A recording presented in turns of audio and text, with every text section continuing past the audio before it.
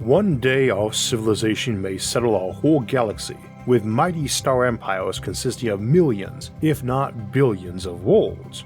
But what would the centers of such empires be like?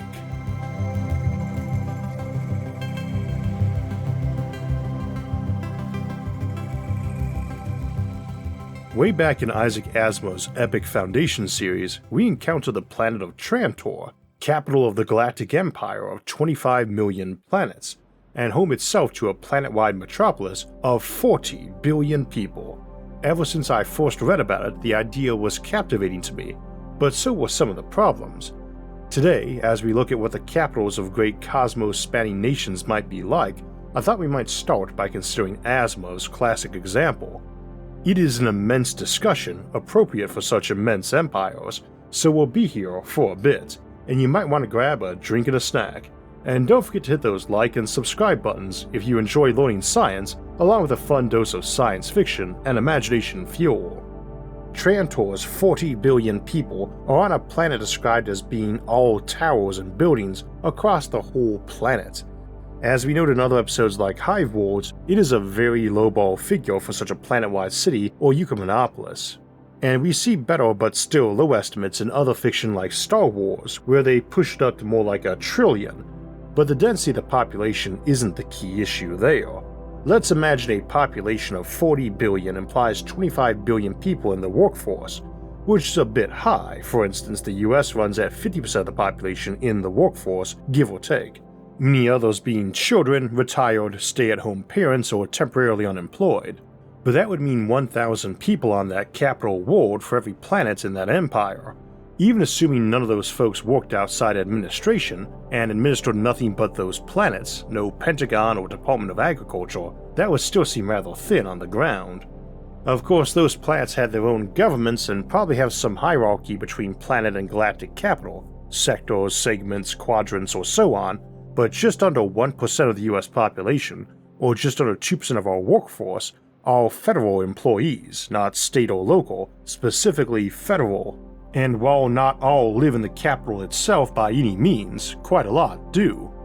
Even if we assumed all those extra layers shifted that and we had much leaner bureaucracy and one much more spread throughout the empire, if only 1 in 1,000 people worked at the cosmic federal level, and only 1% of those were back at the main capital, that still means a planet like Earth, population 8 billion, would be expecting to have almost 80,000 people at the capital in some governmental office relating to us. And that's very tiny. Even just the tourist population, if we assume 1 in 1,000 people visited the capital in their life, and for just 1 week, would still imply 2,000 tourists from Earth at the capital at any given moment. And from 25 million worlds, that would be 50 billion tourists at any moment. And around 2% of our population is involved in the tourist industry too, and a lot more than that in the places where tourism actually occurs. There's 23,000 people working in the Pentagon. Would an empire of 25 million planets need 25 million times that? Or even more, considering the US military is not the whole planet's military. But even if a planet only needed 1 Pentagon of our size, that would imply 575 billion people working in the Supreme Command Center of Galactic Empire. How many billions work next door at the Great Hall of Justice or the Mega Chamber of Commerce? It depends a lot, of course, on if you have faster-than-light travel, FTL, and if so, at what sort of rate. We could have a giant military office building and bunker in the capital because we have telephones. You presumably do more administering closer to the local level when communication is slower. And yet, 25 million is also a very small number of planets, and so is assuming Earth-like planets are where most folks live. We do not have to assume FTL travel to allow empires far larger in number than Asimov contemplated. A single Kardashev II civilization might be home to 100 times the population of the entire galactic empire Trantor ruled over, and in just one star system. And indeed, we might imagine that it was the K2 civilization around a single star that was the capital for a wider galactic empire, not an individual planet in it. We also shouldn't assume a civilization with casual FTL space travel only has 25 million planets. There's probably at least 10,000 times as many planets in the galaxy that would be plausible terraforming targets. 250 billion planets, and no reason to think any were less populous than modern Earth, especially as that's implying about one planet per star system in the galaxy. And even a setup like that, we would expect thousands of smaller spaceports, asteroid mines, refineries, and habitats, even if planets accounted for most of the population. It would also be more believable that a capital planet of an empire was literally just the capital, one giant palace and garden for the emperor, vital functionaries, servants, and visiting heavyweights. In something like the Stargate-style space empire we discussed in last month's Sci-Fi Sunday episode, where planets might have direct gate links from their surface to another 100 planets, you might have 1 billion planets in your empire, and the top 100 at that second highest layer were all government, not even connected to your 100 regional galactic state capitals, but just the Senate planet, the Supreme Court planet, with the Galactic Legal Library, and so on. Scale really matters on things like this, and I remember a toss-away line in Futurama where they introduced Zap Brannigan as a 25-star general of the Democratic Order of Planets, but that might not be too far off. Typically, for any given step up in the military, there's 2 to 6 of the unit size below it under that person, and a US Army division of 10 to 15,000 soldiers is typically under a 2-star Major General, who might have a 1-star Brigadier General as their deputy commander, along with 3 full-board colonels just running division command, and 5 or 6 more brigade or regimental full-board colonels running the 5 or 6 brigades or regiments the division is subdivided into. Brigades and regiments are relatively interchangeable for size. The next step up above that is a corps, which would be at least 2 divisions, and often would have 2 full or active divisions, and some more ghost-like reserve divisions that can be buffed up during major wartime recruitment. That has a 3-star running it, and there's only 9 active corps in the US right now. We keep about 1 general or flag officer for every 1,400 personnel these days, and that's a fair amount of rank creep from the more like 2,000 to 1 ratio it was back in the World War II era, though you tend to have rank creep in more peaceful times as you have a lot more focus on administration and preparation, and if a war breaks out, you rapidly spread your trained folks over newly formed or reactivated units that you stuff with fresh recruits. Every corporal and junior sergeant gets shoved in charge of a squad, every junior captain suddenly becomes a company commander, and so on.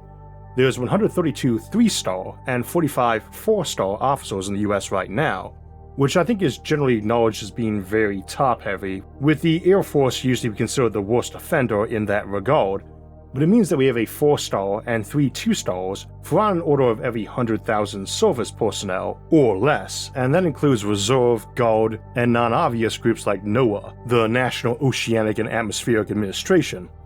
Every time you go up an order of magnitude in troop numbers, assume you need at least another double jump in ranks like that. So if you're up 1 million fold, you probably need 12 more stars to take you to 16, and we see similar things with non-military departments in terms of under-deputy secretaries and second vice ministers and so on, and in private sector larger companies too. And even when overstaffed and ranked, these folks rarely include many thumb twirlers doing nothing useful. From another perspective of crazy scale, you also have 1.2 million people with top secret clearance in the US, about 0.4% of the population, and even 99.99% of those are reliable, which is probably optimistic. Your careless folks or spies would number 120, and a population 1 million times bigger, that's not just a legion of spies, or even a city of spies, but a whole nation worth, all named Alfarius probably. Now, your mileage may vary on how heavy up top a lot of organizations are, or if an organization could get away with being half the size with 1/10 the leadership, and sometimes it is bloat and other times folks are getting a mostly symbolic higher title and modest pay increase in order to keep them from going to another place or retiring. That's not really our topic for today, beyond noting if you do have a top-heavy capital and rank structure, it's going to concentrate toward your capital and massively change its demography. So too, we do need to be mindful that in a space opera sci-fi setting, where folks can live a couple centuries or more, and come from a nation that's got as many inhabited planets as most modern nations have people, your upper echelons start getting very Olympian indeed. Some K2 civilization that's actually quite peaceful might easily field a standing military of just 1,000th its population, and still have 10 quadrillion soldiers and 5 to 7 trillion generals and admirals. If that place happens to be a meritocracy, then presumably you need to be over Einsteinian skill even to slide into the lower rungs of that upper echelon with a healthy dose of nepotism to aid the way. So I would guess the tendency of sci-fi to portray the top bureaucracy of such empires as idiotic benchwarmers is probably off. If we're assuming we need 2 more rank stars for each order of magnitude, then by the time we get down to the top few dozen chiefs, you might end up in the mid-20s and have you that 25-star general. And if you push that up to a full Kardashev 3 civilization, you might need to find a place to cram 40 or more stars onto your supreme High Arch Grand Admiral, who commands a fleet of 10-mile-long battlecruisers outnumbering every human alive now or in prior history. The Kardashev 4 supercluster scale, or Grabby Aliens scale, would add on another 16 stars or so. 56-star Mega Supreme Grand Arch General, whose forces require an entire galaxy just for their billets and garrison. And the equivalent of a congressman or parliament member might need a staff of 1 billion just to handle their mail and routine requests their office, and might need a modest personal security force the size of a single modern army division.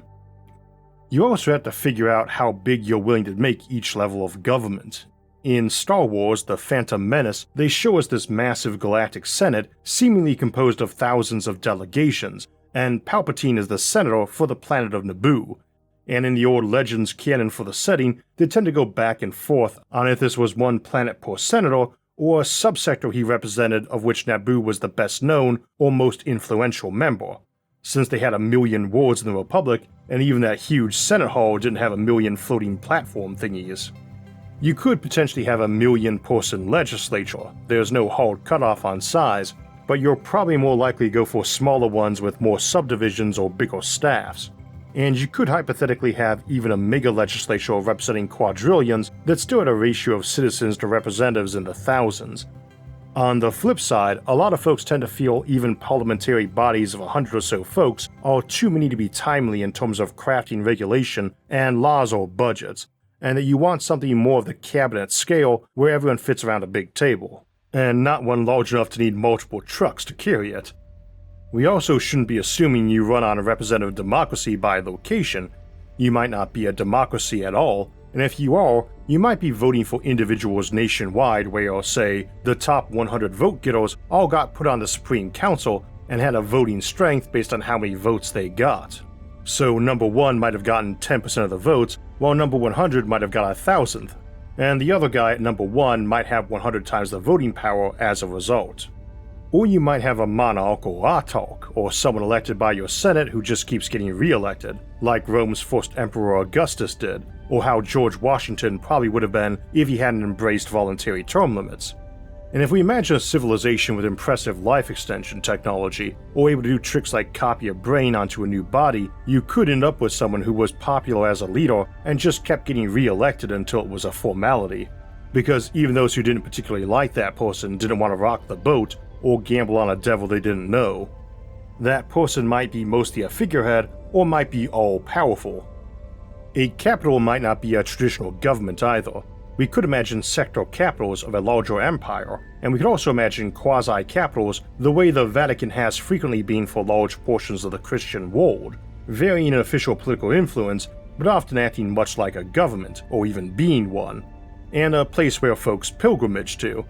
So too, it wouldn't be hard to imagine a world that served as a meeting place of a large mercantile guild or trade federation, and places like Wall Street, Davos, Silicon Valley, or even Cannes or Hollywood act as de facto capital for a large sector of the economy, or culture, or given ideology. There's also the question of just how big places like this can get, and even in a no-FTL universe the answer is pretty big.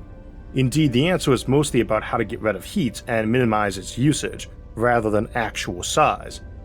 In a casual FTL scenario like those with planet-to-planet stargates, you not only could have a given city on Earth connected directly to some planet halfway across the universe, so that you're essentially circumventing three-dimensional limits on density and packing, but you could also be pushing your heat out so that your planet-wide metropolis, Euclimonopolis, can have 10,000 floors or more without everyone burning to death in their own waste heat, because you radiate it out to other icy spots in the universe by pumping it through pipes into stargates like a vehicle radiator at a planetary scale, or bigger than a planet, As we noted a couple months back in multiplanetary empires, black holes will often be found in denser star clusters and are an amazing way to slow a spaceship down, thus might be the place where colonists first arrive in a new region of the galaxy. That black hole is amazingly valuable real estate we can generate huge amounts of power from, so can very easily become a local hub, but they can also protect that black hole by building a shell around it. They can then make that a thick and sturdy shell by means of active support powered by that black hole, and place that shell at whatever distance it would have normal Earth gravity at. For your typical black hole of about 3 solar masses, 1 million times Earth mass, that radius would be 1,000 times what Earth's is, or about 4 million miles, and with 1 million times the living area Earth has. And if heat isn't an issue, you could run daytime lighting on multiple concentric spherical shells, say each 100 miles above the last, so that 1,000 such layers stretching from 4 million to 4.1 million miles from that black hole would give you the same living area as 1 billion Earths, or an entire classic Dyson sphere. It is sometimes suggested you could dump heat into a black hole to get around thermodynamic maximums too. Otherwise, your maximum population density depends on how much power each person uses and how much radiating surface area you have, which means your density drops inverse to your population. A civilization with 100 times the population needs 100 times the radiating surface area, or a sphere 10 times wider to pack into, and which would have 1,000 times the volume, so 100 times the people, but 1,000 times the volume, and thus 1/10 the density of people. For Dyson swarms, which can have multiple stars in their center or distributed throughout, this can get pretty big. Your default Dyson is as wide as Earth's orbit around the Sun, or maybe a bit wider, since Earth's temperature is based on distance from the Sun, and could support 2 billion Earths worth in terms of lighting. Stars range from less than 1,000th our Sun's brightness to more than 1 million times brighter, so even a 1-star Dyson can range from a couple light minutes across to several light days. You could potentially pack 10 billion copies of our Sun together into a Dyson configuration that was 100,000 AU in radius, a modest galaxy worth of them, and that's only about 3 light years in diameter, which makes a plausible interstellar empire that's still centralized even in a no FTL universe, and which should be able to support somewhere between 10 to the 30th to maybe even 10 to the 33 people in various degrees of comfort, or 100 billion times our current population to 100 billion trillion. That could be denser toward the core and cram a lot of folks into some regions light days across that was the de facto capital region. Nor should we assume this is all baseline humans. You could have digital minds or post-humans who could exist on far smaller amounts of energy. Those folks might also be so augmented, old, and mentally impressive that them being a 25-star general seemed well merited. So too, that black hole shell world can keep going up in size, and we think most galaxies have a big black hole in their center of millions of solar masses rather than 3 or 4, or somewhere in between. We think the one in our core is 4 million solar masses, and one just 3 million solar masses would allow a shell world around it that had 1 trillion times Earth's living area in each layer, and potentially thousands of layers. We call this a Birch planet, in honor of Paul Birch, who first suggested the idea, and we classify this as any planetary shell built around a black hole of supermassive variety in the million-plus solar mass region. You can feed this up to about 1 trillion solar masses, a galactic mass, before the event horizon of that black hole would reach low enough gravity that it would be less than Earth's surface, and thus not a good place to terraform. Something like this, a full galactic mass Birch planet, would seem like a place truly worthy of the name Cosmic Capital. But in the words of the late great Carl Sagan, the cosmos is all that is, or ever was, or ever will be, and we tend to suspect that's a lot bigger than our observable universe, potentially going trillions of times further away from us than the cosmological event horizon, or even out to infinity. So too, we do not know that this is the only universe, and there are many different possible types of parallel realities, multiverses, and so on, which we discussed in other episodes. Even if FTL travel around this universe is not possible, that still leaves us some potential options like hyperspace, or sprawling out into the multiverse and colonizing copies of Earth where the planet never produced humans or never produced any life at all, or even alternate universes with which we do not share an original timeline that's been branching out, or which has different physical laws entirely. Much like in a Stargate scenario, your homeworld may become a hub of these new worlds, or you might place your true cosmopolitan capital in some new place, one where gravity functioned different or space was locally 3D but curved strangely, or stacked like the equivalent of 2D sheets of paper in an atlas book of maps to allow easier motion around it. One can easily imagine a city that sprawled for 1 billion miles in every direction, or even curved back in on itself, in which large percentages of it were nothing but gates or tunnels to other lands, from those a single person might step through to those who whole armies could march through 1,000 abreast, and into unimaginably large theaters of war where 1,000 soldiers entering it per second still barely manage to keep up with the need for reinforcement.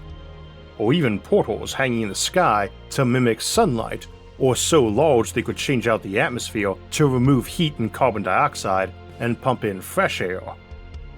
I remember in the early computer days how there was always talk of paperless societies, and while we laugh about it now, we have gone much more digital in that regard. We also just generate way more overall paperwork, be it traditional or digital, so there's still a lot of paper. The US government prints an average of 7,200 pages of paper per employee per year, which again is around 1% of the population, and if we imagine some huge capital war that just had to shuffle a single sheet of paper per citizen per year around that capital, let us imagine we have some huge capital war that just had to shuffle a single sheet of paper per citizen per year around that capital. That's just one birth certificate or marriage license or draft register level document, and maybe keep 100 sheets of paper per citizen there in terms of their typical lifetime records. Such being the case, then some galactic empire of 1 billion Earth-like planets has 1 billion trillion sheets of paper there with citizen records, and 10 billion sheets entering and exiting every year, or a quadrillion sheets an hour, which would be enough to cover the entire surface of Earth a few sheets deep a day, including the oceans and polar regions. And again, that's only assuming you're keeping a hard copy of one modestly thick photo per person in your fairly modest empire composed of only Earth-like worlds around yellow suns. Spread across Earth's landmass evenly, it would be a few feet deep, depending on the thickness of your paper. And ironically, if someone came by and sacked your concrete and steel capital and left a few survivors, they could return to an agrarian life without having to rip up all that concrete and steel just by composting all that paper into soil over top of it. There's a novel called Dawn of Fire, Avenging Sun, set on a future dystopian Earth that's the capital of a galactic empire, and Earth itself is home to untold trillions of people, most of whom work in the bureaucracy or supported in some fashion, and in which a lot of those positions are not only hereditary, but often assigned to an entire tribe or community. And we see the underlevels of one particularly massive office hive in which the disposal and recycling of old paper has turned into a constant militant feud between a clan tasked with burning them, and who run their engines on that, and one focused on recycling it or stealing it to sell to offices which don't have enough paper, and both are effectively their own primitive cultures largely unaware of the world outside.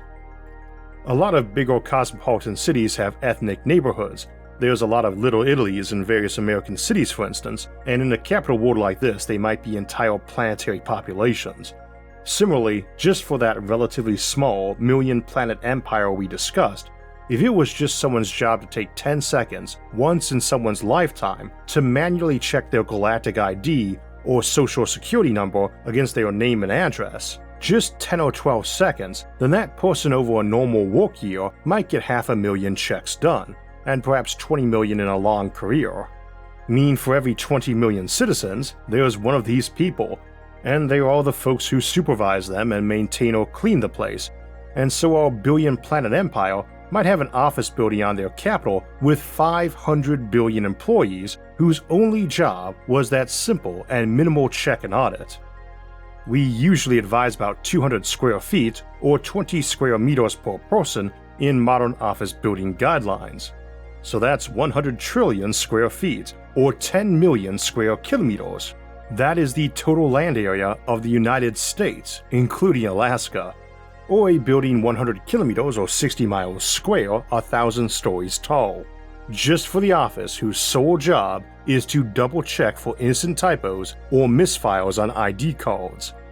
Not to issue them or routinely audit them, that once-in-a-lifetime check by a real human as opposed to the AI that probably does it normally, and whose existence probably costs Galactic taxpayers less than a penny a year personally. Not some behemoth like the Agricultural Department or Ministry of Propaganda and Moral Hygiene.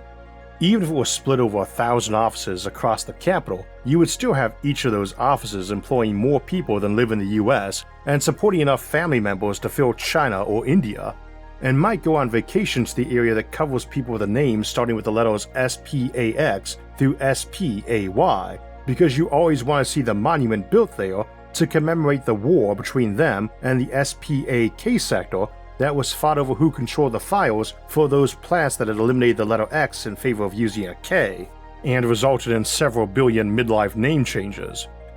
A person could live their whole life in a place like this and never meet anyone whose job wasn't in that building, doing that job, or providing services for supporting those workers, families, and the building. They may have million-person teams as small departments tasked with polishing the floors or repairing the robots who clean the windows.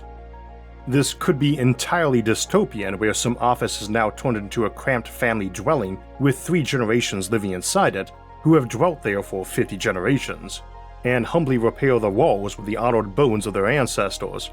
Or it could be something entirely more utopian, where it's a beautiful and spacious arcology full of parks and gardens and schools and stores, and most of the work is done by AI and robots, and the people are just a backup and review, and yet even here, the whole culture is likely to have entire local traditions, euphemisms, and prestige about who can most quickly and accurately run through files checking ID cards. Speaking of monuments, I mentioned a multiversal cosmic capital earlier where they could march soldiers 1,000 abreast through various portals into various war zones 24 hours a day, but there's someone whose job it is to repave that road, maybe with commemorative bricks with the names of heroes inscribed on them, and someone tasked with carving names into memorials. And again, a lot of this is likely to be automated, but you might still have a lot of cases where we decided it was wrong to have a machine carve that name instead of a human, or lay that commemorative brick. And the sheer scope of any empire is bound to result in an equally impressive capital. It really would not be historically unusual for about 1% of the population of a country to live in its capital city, indeed often higher, and funnel a similar amount of money in for administration and pomp, if not more. So it wouldn't be shocking for an empire of 1 million planets to cram 10,000 planets with a population and wealth into their capital planet, or for a billion-planet empire to decide it needed a shell world around a black hole for their capital, or even that conveniently centralized supermassive black hole at the galactic center, and they could plausibly fund such an endeavor too. It is almost impossible to imagine the scope of the sorts of architecture we would see when it came to grand projects and memorials. One could imagine equivalents to a statue of a great 25-star general being literally as tall as a mountain and having every inch of it inscribed with the names of the veterans of that war. Or a statue that tall of a great leader that was actually a massive apartment building home to tens of millions. Or even a not-so-great leader, like the previous head of the Personal Identification Audit Subdepartment, having a statue of them as the new office building for checking letters ABE through ABI, and employing 100 million ID auditors, who go through 100 billion cups of coffee a year, and a sub-department of coffee machine maintenance whose director oversees the repair, replacement, and upkeep of 10 million coffee pots, and has a staff of 10,000 who report to him, and who in turn reports to the exalted Coffee Master Lieutenant General of the entire letter A of the ID number auditing department, and once even met the Coffee Marshal of the entire Galactic Social Security Office, second in status to none except the Grand Admiral of Snacks and Beverages. And again, that's just our more realistic space opera type empires, not big old Kardashev 3 civilizations, let alone some incomprehensibly large civilization permitted by FTL or inter-universal travel sprawling over an entire supercluster or several quadrillion colonized copies of Earth connected by interdimensional gates. By now though, you have likely finished your own drink and snack, so thanks for joining us, And before you go, make sure to file the appropriate form with the Office of Snacks and Beverages, right next to those like and subscribe buttons. For a lot of our audience, this episode is coming out right at the end of finals week for the semester, and I hope it gives you something fun and stimulating to enjoy as you head into summer break, or out of college entirely to start your career. It's also a great time to start a habit of daily learning. Taking breaks from learning is a great way to lose what you worked so hard to gain, while setting aside just a little time every day to learn will move you forward instead, and help with both personal and professional growth. That's something our friends over at Brilliant can help with. Brilliant's first principles approach helps you build understanding from the ground up. Each lesson is filled with hands-on problem solving that lets you play with concepts, a method proven to be 6 times more effective than watching lecture videos. All their content is crafted by an award-winning team of teachers, researchers, and professionals from MIT, Caltech, Duke, Microsoft, Google, and more. Brilliant helps you build real knowledge in minutes a day, with fun lessons you can do whenever you have time. Learn through problem solving and doing, with hands-on interactive content that's fun, immersive, effective, and intuitive. You can try everything Brilliant has to offer for free for a full 30 days. Just visit brilliant.org/IsaacArthur or click on the link in the description. You also get 20% off an annual premium subscription. We talked a lot about aliens these last couple weeks, but next week we'll look at a different kind of alien mind, one much closer to hand, such as animal brains, as we examine alternative intelligence, the other AI. Then we'll take an extended look at space freighters, what they'll carry and who will crew them, on Sunday, May 26, before wrapping the month up with a trip to Ganymede, the largest of the moons of Jupiter, and indeed the largest moon in our solar system. I will ask if perhaps humanity might settle this moon. If you'd like to get alerts when those and other episodes come out, make sure to hit the like, subscribe, and notification buttons. You can also help support the show by becoming a member here on YouTube or Patreon, or check out other ways to help at isaacarthur.net. You can also catch all of SFA's episodes early and ad-free on our streaming service Nebula, along with hours of bonus content like machine monitors at go.nebula.tv/isaacarthur. As always, thanks for watching and have a great week.